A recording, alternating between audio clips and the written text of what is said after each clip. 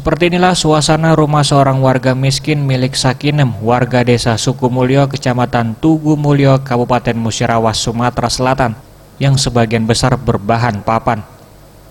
Lantaran rumah milik Sakinem ini terbilang kurang layak huni, kini mendapatkan perhatian dari anggota Polres Musirawas yang akan membedah dan dipugar dengan kondisi yang lebih layak. Kegiatan bedah rumah warga miskin di Kabupaten Musirawas ini merupakan salah satu rangkai bakti sosial HUT Bayangkara ke-73 dengan semangat pengabdian Polri untuk membantu masyarakat dengan melibatkan sejumlah pihak. Kerjasama semuanya dari Pemkab, Kodim, Polres, termasuk dari seluruh rekan-rekan media, dicatat ini. Ya, dari seluruh rekan-rekan media saya ucapkan terima kasih sekali atas kerjasama selama ini, termasuk kepedulian terhadap warganya Musirawas.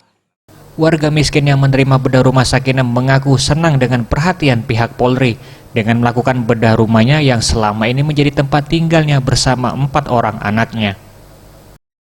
Alhamdulillah, ucapan terima kasih Bapak itu sama Pak Kapolres, terima kasih sekali.